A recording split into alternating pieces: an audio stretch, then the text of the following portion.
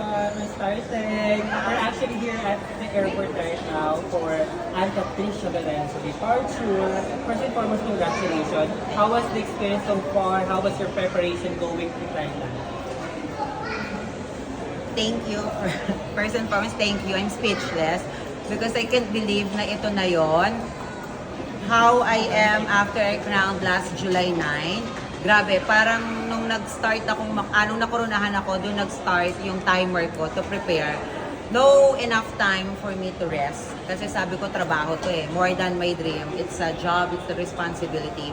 I want to be in Thailand na sobrang preparado kasi hindi na lang si Anne Patricia magko-compete doon, but all the Filipinos, my community, the LGBTQIA+ community, and also all the Filipinos and also the young ones who's dreaming to be there one day. So sobrang kinanabaho ko to, and today, hindi ako makapaniwala na ito na yung araw na lilipad ako ng Thailand, bit-bit ang pangarap, ang bansa at ang boses ng aking community. Yes, sure. Finally, ito yung pinaka-inaantay natin. Ang tagal mong inantay to. Tagal mo itong inantay, like years talaga. 4 years 4 years in the making. in the making. Pero ito na, syempre naman, after mo manalo ng MI50, I'm pretty sure na sobrang naging busy ka. Preparation. Syempre, sino ba yung mga designer mo na pwede mo i-share? Ayan. Yes, sobrang busy. Parang from day one talagang trinabaho na namin. Then nag-share na kami ng collective ideas to ng organization with the chosen designer. The designers that I pick is Sir Manny Halasan, of course, Alison Castro, Sir Chico Estiva, Mama Resty Lagare, ayan, and also the young designers na sobrang nakipagtulungan sa akin, which is they are part of my advocacy, Habi ng Pangarap. Ano yung pressure sa'yo because you were crowned in the biggest pageantry stage of Trans Pinays in MOA Arena, first ever history. Yung pressure na yon ang lakas. Para bang, paano mo hinawakan yon all the way going to Miss International Queen pageant? Nung lumaban ako ng MIQ Philippines this year, sa third attempt ko, sabi ko, I don't let pressure eat me. So after crown, even na merong pressure because hindi na nga to si Anne Patricia, tapos buong Philippines na ang dala-dala ko, yun, pero yun pa rin sinabi ko sa sarili ko that I don't let pressure eat me. E-enjoyin ko to, ipapakita ko kung sino ako, and ayun lang, parang don't force, let it flow, mangyayari ang dapat mangyari. Just enjoy every moment of this pageant. So mas relax ka na nga ngayon eh.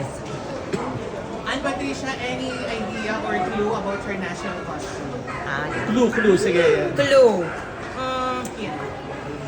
Dadalhin natin ang Pilipinas sa Thailand na makikita nila yung sinatawag nila dito na Anne Fresh. Super fresh siya. Wow. Fresh sa mata, malamig sa mata, matutuwa ang lahat. Magiging proud ang mga Filipino.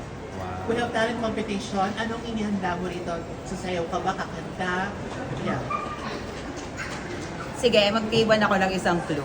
Tatanungin nyo lahat si Anne kung marunong ba siyang sumayaw. Hindi, sagutin na natin, Anne, marunong ka bang sumayaw? Malalaman nyo po sa September 15. And how do you feel na kayo yung pinagtatapat ni Miss Vietnam who's also leading the leaderboards, the hot takes, right? Sobrang ganda rin ni Miss Vietnam, and she is our neighbor, part of the Southeast Asian country. And lagi namang ganun eh, in every competition, lagi may pinagtatapat. And me, I'm so proud na at least tayong mga transgender women in Southeast Asia talagang nag-excel in every pageant.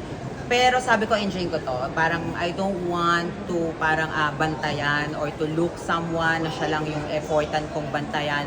But for me, ang dapat kong bantayan is yung sarili ko for me to be able to do my preparation. And ilang luggage ang dala mo? Medyo madami siya. Parang like 5 or 6 po. Opo. Kaya ba ng Miss International Queen Philippines Organization ang ikalawang Miss International Queen title sa'yo? No. The organization. Kaya ba? Yes, after Fuchsia's was crowned on 2022, you actually, even, meron na tayong dalawang corona from Kevin and Trixie, pero dun sa organization, first crown si Fuchsia, and sasabihin ko na kayang-kaya natin ang ikalawang corona para sa MIQ Philippines at ika-apat na corona para sa Pilipinas. Oh, ganun. Anong napag-usapan niyo ni Fuchsia? Fuchsia has been so supportive even before. After she was crowned, we're very close friends. Talagang grabe kami maggalgalan yan. And then ang sabi niya ngayon, parang just be myself. Magbaon ako ng maraming lakas, physically, mentally, emotionally, because it's a roller coaster, mind game, lahat. Parang Olympics tong sasalihan ko. So dapat marami tayong baon na energy. How about with Lars? With Lars, she's very busy, and I would like to say na congratulations sa kanya sa Miss Mandirigma. And for me, ang nag-usap kami, ang last usap namin ni Lars, ang sabi niya pala, ito natatandaan ko na ang sabi niya, ate, once you're there, don't think anything about the tickets, about yung gamit, or kung ano susuotin mo kinabukasan. Parang let the glam team do their job. So ikaw, focus ka lang.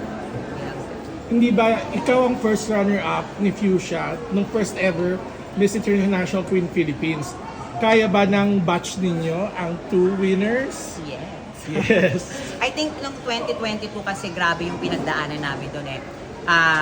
Gitna yun ng pandemic eh, COVID-19. So, grabe yung haba ng preparation. So, kaya siguro doon namin nakuha yung lakas namin na parang kaya si Fuchsia nanalo just because yung pinagdaanan namin 2022, and also me na sumubok ng ilang pang taon. So, naging parang malaking battlefield namin yung 2022. Kaya siguro swerte kung sino yung lalaban ngayon at mauuwi natin ang ika-4 na corona. Meron bang special someone na manonood sa tayo? Yes, my family, my complete family, complete members of my family will be there. My dad is there. Sinatid niya ako ngayon, and also my boyfriend for 12 years na, ongoing 12 years na kasama ko simula nung unang araw na binuo ko yung pangarap na to, sinuportahan niya ako. Of course, hindi siya mawawala. Do you have any pasalubong or gift for your Co-candidates? Co-candidates? Magda-dried mango ka rin ba? Yes, meron tayong pasalubong. I'm pretty sure na yung mga candidates and yung ibang friends natin from Thailand, magugustuhan nila to kasi tinatawag ko to na scent of dreams. They will love it. They always, every time that they will smell or parang pag naamoy nila tong scent na to, or sabihin ko na scent na to, they'll always remember that there's someone like me who's never give up on her. Speaking of scent, parang sa pagita inspired by yung outfit mo. Parang ang bango-bango mo tignan. Unfresh. Unfresh. Parang yan na ata ang clue, parang yung So, preview unfresh. na ba yan ng ng OOTD pasabog mo? Pag-change outfit ka rin pagdating sa Abangan. Ayan, pero ito, Parang natumbok mo na nga, unfresh. inspiration to ng hand-painted po siya ng local designer from Malabon, Sampaguita, and also the top naman, it was inspired by the modern barong po. Talking to your preparations, how many percent meron din may uwi mo yung Kasi optimistic akong tao, parang whatever you do, hindi ka man mag-expect ng sobra, pero sabi ng isang mentor ko, si Mami Ian Mendehar, pag nandun ka sa isang competition, huwag kang manggigil manalo. Pero manggigil kang gawin yung performance mo. Dahil kapag nagawa mo yung maganda mong performance, there's no any reason for you not to win. Is this your first time in Thailand? No, many times. Thailand is my home away from home. Doon siya din nung last, di ba? Ano what do you look forward sa competition? Nilook forward ko po na sobrang saya ng MIQ because this is just like a major pageant for us trans women na talagang i-uplift niya yung trans pageantry around the world. And also, syempre, expect na natin medyo pagudan ng mga schedules. Ayan, pero sobrang saya kasi marami na naman ako mamimit ng mga trans women around the world na we're sharing stories, cultures, and also beliefs. Kaya sobrang excited. How many candidates na Ngayon po, alam ko parang we are 24 po. Tanong ko lang, no, you had a very controversial win, pero kapag, alam mo yun, pero the way we look at you, since your crowning moment up until now, ang light, parang walang excess baggage, alam mo yun, ano yung sikreto ng motivation mo na parang iba, imbis na ma-stress ka, you're glowing instead. Yeah, you look better now than Thank you. when you won actually. Ayan, medyo nakapahinga na tayo doon kasi syempre nung national pageant medyo hectic yung schedule namin doon. Then ngayon medyo nakatulog tayo while preparing. And for me, siguro the secret is that I learned how to differentiate between constructive and destructive criticism. So I take all the constructive and I will dispose all the destructive, especially for those comments who will not help me. Kasi maingay ang social media. If you will absorb all the noise, then maapektuhan ka. It will radiate you on the outside. So, kinuha lang natin yung mga naka-fresh, yung mga nakaka-haggard, iniwan natin So I yan. assume during the competition, you won't be dwelling too much on your social. You won't be active on, you know, reading comments on your social media accounts para for your focus to be really in that.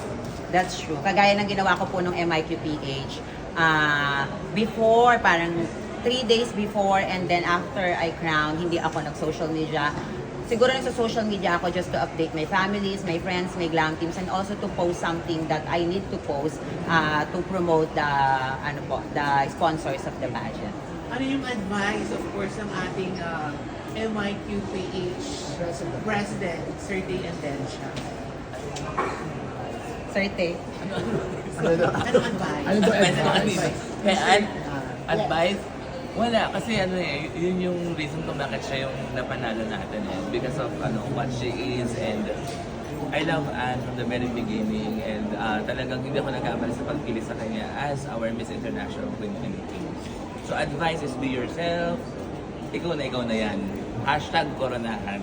Sir Day, as someone who believes in her so much and looking forward to the competition, ano pa yung hindi namin pa nakikita sa kanya na nakikita mo na ngayon as early as now sa Actually, competition? yun yung dapat yung abangan. Abangan. No? Kasi pag sinabi ko, wala lang twist. So dapat manood kayo talaga ng lahat ng event namin sa Thailand, and even the preliminaries and yung mga pocket events namin sa Thailand. So makikita nyo po ibang ano yun. And Kami po ay ngayon din po. Yes, sabay. andun ka nung lumaban si Fuchsia, andun ka sa yung sunod-sunod na yon. Dahil napanood mo lahat yung laban ng mga nakaraan nating MIQ Philippine winners, ano yung gagawin mong kakaiba na very at para makuha natin yung ika-dalawa para sa organization at ika-apat para sa Pilipinas? Siguro, just be who I am. Be authentic. Kasi yung nakikita ng tao, social media, si Anne, yung parang it's about the glitz and the glamour. I have a very strong personality. But I want people to realize na there is something with me, with Anne, na sobrang mai-inspire ang tao, na parang kayong luluha at nanonood ng MMK. But by telling my story and by being authentic for who I am, I will able to inspire not only the Filipinos, but I'm pretty sure all the trans women, all the young generation is dreaming around the world. So papaiyakin mo kami? Yes, in a good way. Sana dahil nanalo ka. Saya. Iiyak kami dahil nanalo ka, dapat ha. And what makes a Filipina transgender stand out in the world stage? Siguro dahil we experience everything here in our country in a way that since we are young, I am young, I experience discrimination, humiliation, and every kinds of experience. But aside from that, of course, makulay ang mundo po ng mga trans Pinay. Sobrang saya. Pumunta ka lang sa isang baryo, naglalakad ka, grabe may mga contest na dyan, so naggagalgalan, sobrang saya. So for me, yun yung way bakit tayo sobrang lakas. We always stand out among others country when we are competing international, just because we always want to prove that our culture, our values will make us stand out. Last na lang, message sa pageant fans. Sa sangkabikihan. And of course, kung may mga voting ba tayo online, so promotion and yeah. Mabuhay! This is Anne Patricia Lorenzo, your Miss International Queen, Philippines 2025. Pilipinas, ito na po ang araw na kung saan lilipad po ako patungong Pattaya, Thailand. So I will represent our beautiful country, the Philippines. Naway, baon ko po ang inyong suporta at dasal. So I will take home the 4th crown of Miss International Queen dito po sa ating bansa. And to being updated on all our ganaps, just follow the Instagram of Miss International Queen po, Miss International Queen Officials, and also the official Instagram and Facebook account of Miss International Queen Philippines, and also my personal social media po, Ann Patricia Lorenzo Diaz on Facebook. On Instagram naman po, Ann Patricia Lorenzo Diaz 22, and also on TikTok po, Ann Patricia _Lorenzo. Ipapromise ko po sa inyong lahat na hindi ko po i-gatekeep po itong joy na to. I-share ko po every moment po. Ann Patricia, Who are why you? should you be our next Miss International Queen? I should be Miss International Queen 2025 because I believe that it's our time to take home the 4th crown. Because a someone like me who will be there in Thailand is someone that Miss International Queen needs to inspire others, because the main goal or the main theme of MIK now is Beyond Beauty, because Beyond Beauty is something that meets more than the eye, and I will be the one who will define what is beyond. Grabe! Dahil dyan, sample of introduction. Wait lang. Sampo. Grabe yung titig ni Sir Tay. Ang galing nga, no? Face na face. May sabis. Okay. Handang-handa na siya. Tingin ka sa lahat ng 2 months lang yan, ah. Tingin mo na dito sa sa part natin. 2 months lang yan. Paano pa kayo 1 year? True. 1 month and a half lang training namin. Go. Mabuhay and sawadika. This is Ann Patricia Lorenzo Diaz representing ang mahal kong Pilipinas. Thank you po. Congratulations, Miss Dan. Salamat po. Best of luck. Yung ano,